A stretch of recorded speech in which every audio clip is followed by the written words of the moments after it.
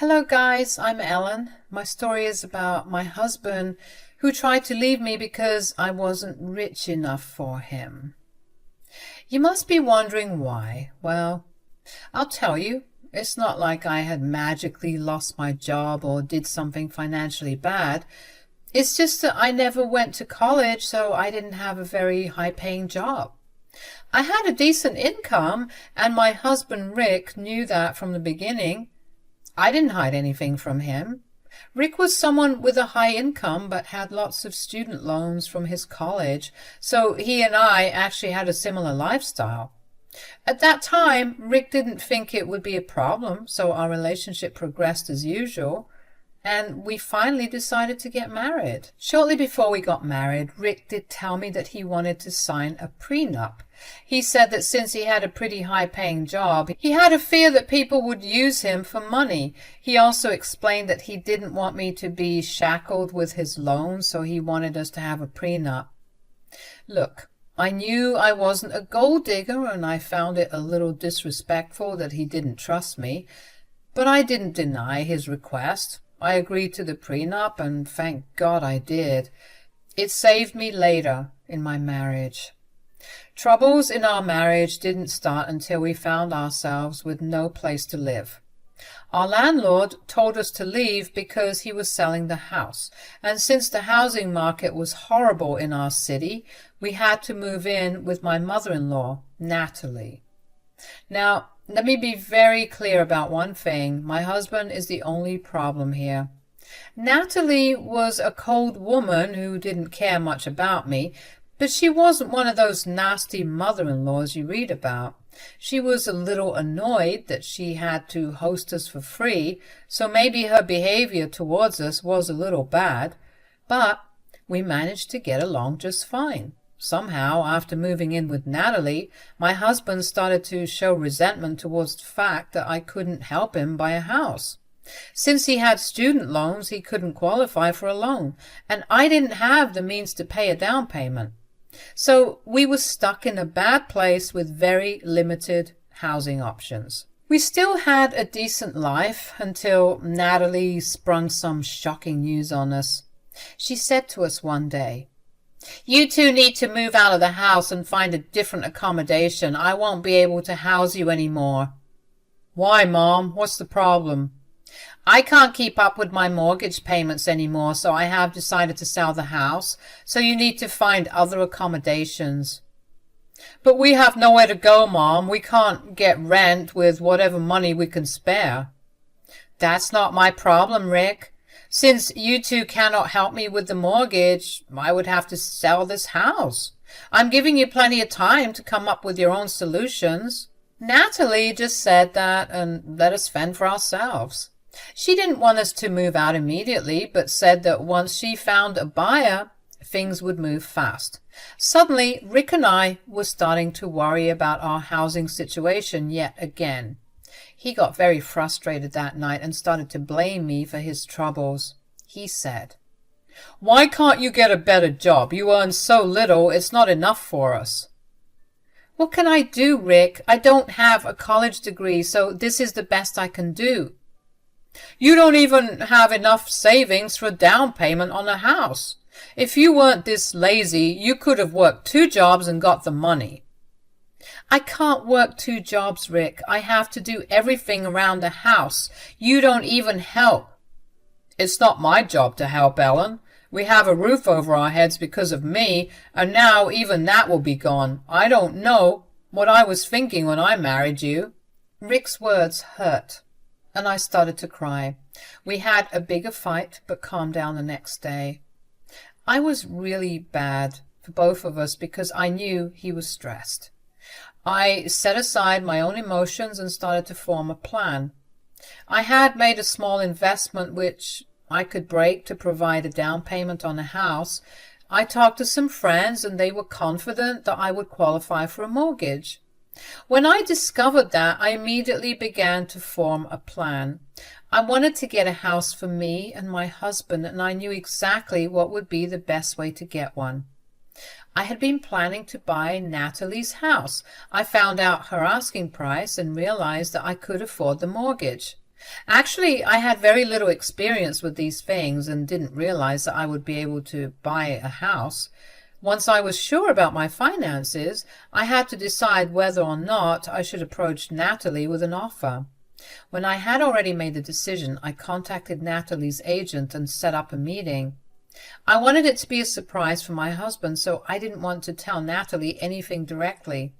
So I met up with her and her agent at a cafe. She was really surprised to see me and said, "Hey, Ellen, what are you doing here? I'm here to see an interested buyer for my house. I didn't expect to see you here." "Yes, I know that, Natalie. I am your interested buyer, actually." "Wait, what?" "Yes, I want to buy your house." "What? You're saying that you want to buy my house?" Natalie looked at me like I had grown two heads. She had a hard time believing that I wanted to buy her house. I won't completely blame her for this reaction. My husband had always downplayed my job and complained to her that I didn't know how to save. Rick had painted a very bad picture of me to his mother. So when I told her that I would like to buy her house, she was in disbelief. I wasn't offended at all. Instead, I just calmly told her, "I have managed to save up for a down payment, and I will take a mortgage for the rest. It won't be a problem. You can also continue living here rent-free as a thank you for helping us out when we needed it." "But I don't think you can afford it. I have a hard time believing you." "Well, I have good credit score, so I can easily qualify for a loan." "Rick can't do that because his debts have crippled him, so I am the only one who is in a position to buy a house. Won't you be happier if the house stays within your family?" "Yes, that is true, Eleanor. I guess it would really be better if I sold it to you." "Think about it, Natalie. You need the money and I need a house of my own. This is like the best deal ever. All you have to do is agree to sign everything over to me. I will take care of the rest." "Okay, let me think about it." "Sure, you do that, Natalie, but I have one request." "Can you not tell Rick about this? I want to surprise him with the house on our first anniversary." I see. Okay, then I won't tell him. I will get back to you once I think about your offer." Natalie went back home while I went to work. I was really excited to buy her house because I knew Rick would love it. He really loved his mom's house because it was big and quite spacious, so I was sure he would have approved of what I did. Besides, if he didn't like the house, he could easily buy one for himself once his credit improved. We had separate assets, and the prenup also reinforced that, so he could buy another house if he wanted. I happily went back to work and waited for Natalie to make a decision. Things were normal for a few days, even though Rick was even more distant than before. I knew that he was stressed about our living situation, and that was what was making him so distant.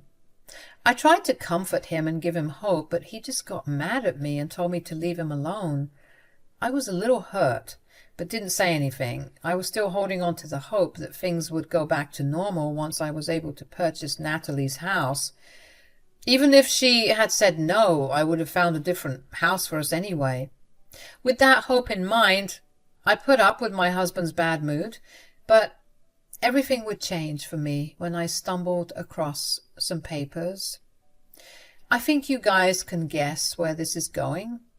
Yes, they were divorce papers. I was in complete disbelief when I saw those papers. I read through every page to make sure it was meant for me. And yes, they were meant for me, but I wasn't meant to find out about it. It was hidden away in Rick's office bag. I had opened his bag to take out its lunchbox and instead stumbled open those papers.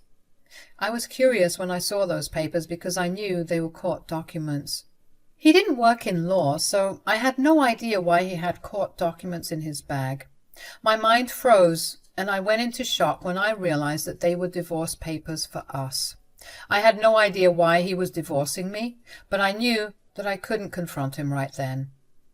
I never told Rick that I knew he had filed for divorce. What I did do was snoop through his phone to find out what he was up to. I suspected that he may be having an affair, so I thought checking his phone would give me some clues. I know it's wrong, but I was desperate and it was the only way. So I snooped through his phone and found texts between him and his best friend. The things my husband wrote about me were awful. He called me useless, good for nothing, lazy, and a bad wife. Why? Because I wasn't buying him a house and didn't have the money to do so. He was mad that I wasn't some rich girl he could depend on. Apparently some rich girl was flirting with him on Facebook, which made him think that he could do better. I was shocked to see those texts and immediately knew that my marriage was over. But that didn't mean I was going to leave silently. Oh no, I was going to make my husband pay for this. That day I thanked God for making me sign the prenup. It has saved me more than it saved Rick. You want to know why? Because Natalie secretly met me the next day and said that she was ready to sell the house to me. She said, "I thought about it, Eleanor. I guess you are the best option right now. I don't have much time left anyway. I can't make next month's mortgage payment, so you need to take it up as soon as possible."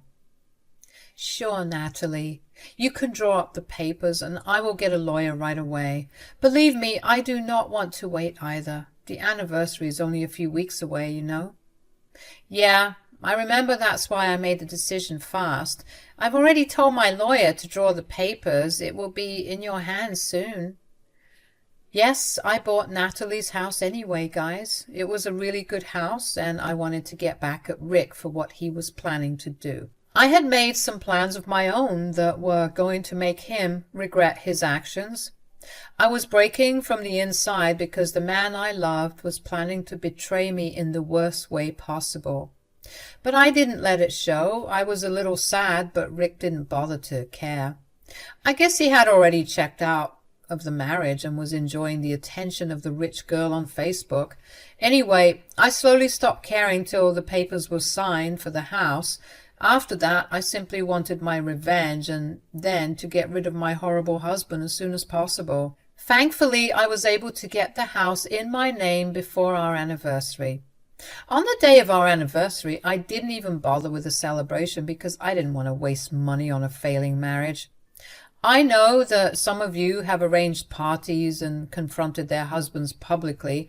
It is a nice idea, but for a woman who had spent almost all her money on the down payment of a house, I wasn't looking to spend any extra. So I acted like it was a normal day, even though I had wished my husband a very happy anniversary. He had grumbled something in return and left. Now, the confrontation didn't happen until the evening when we both returned home from work. To my surprise, Natalie had invited a few family members to celebrate the day. I guess she was feeling generous after receiving money for the house, so she called a few family members and cooked some food. She generally looked a little excited for us. I was kind of touched by this, but Rick immediately got angry. He said, "What is this? What's going on?" "Oh, I just invited family so that we can celebrate your anniversary today. It is your first anniversary after all. I saw that you two didn't plan anything." "That wasn't necessary, Mom. Eleanor didn't plan anything because she never had money, and I didn't plan anything because I wasn't interested in celebrating our anniversary.